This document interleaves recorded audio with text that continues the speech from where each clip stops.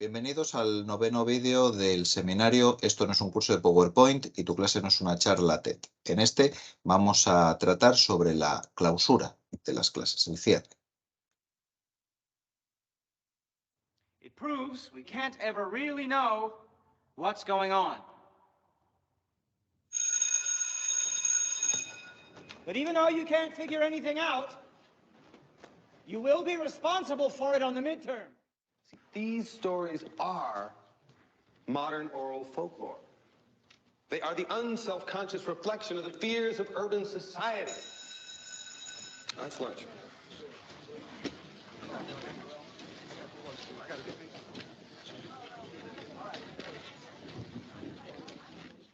Especially if it's store-bought and comes mixed with candies. So you're going to want a full nut and berry trail mix.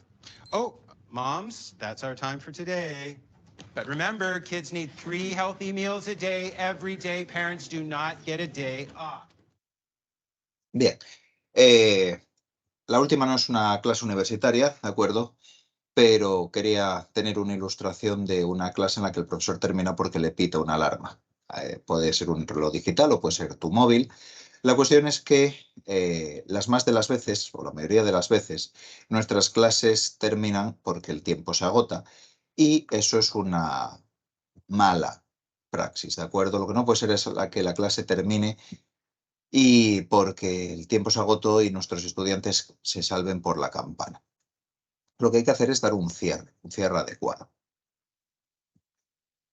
Ese cierre, por supuesto, no pasa por hablar de manera apresurada y corriendo mientras recogen las cosas para irse a otra clase o a comer. Eso no es cerrar una clase. El cierre tiene que estar previsto.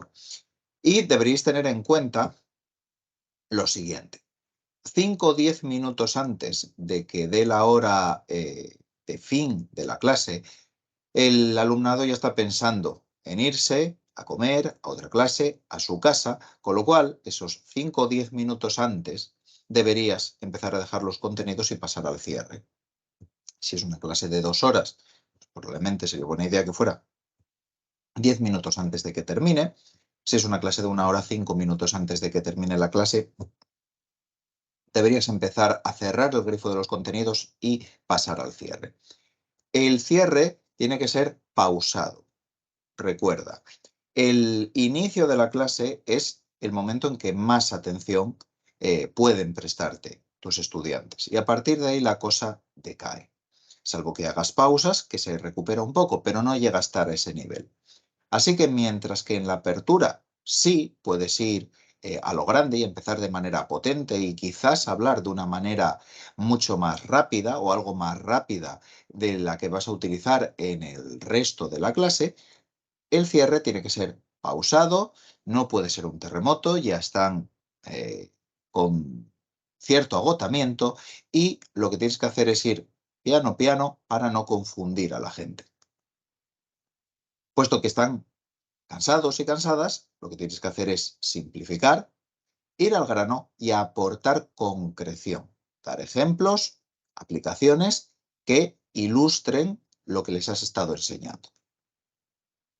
A ser posible, deja tiempo para preguntas. Por supuesto, si hubieras hecho alguna pausa intermedia, esa pausa se podría haber utilizado para preguntar cosas, pero si hay un último bloque expositivo de 15 o 20 minutos, puede ser necesario este tiempo para que hagan preguntas.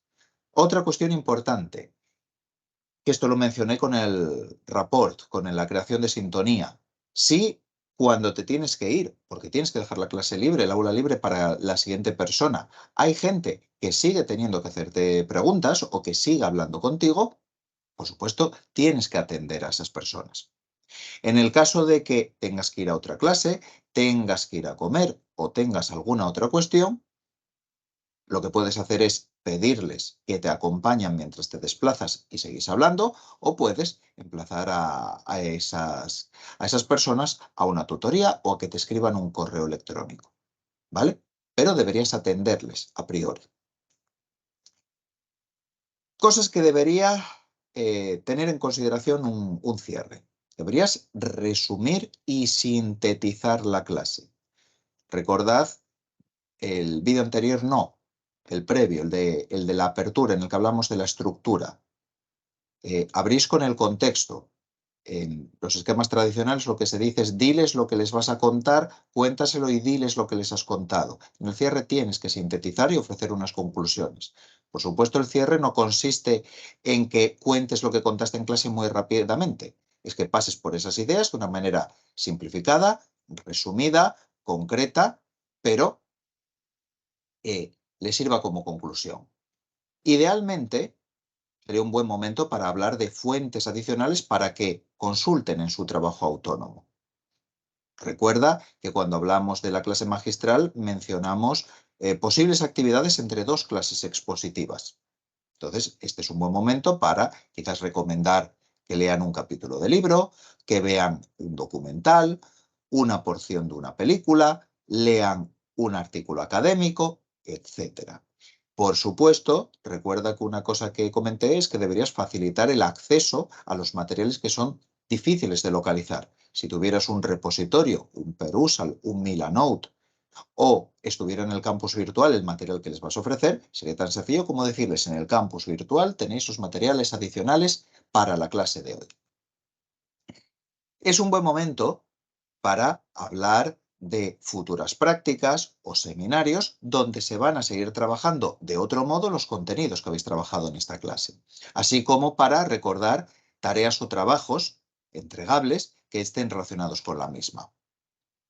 Sería ideal, sobre todo si tienes bien planificadas las clases, bien temporalizadas, adelantar lo que va a suceder en la siguiente clase, dar un breve apunte.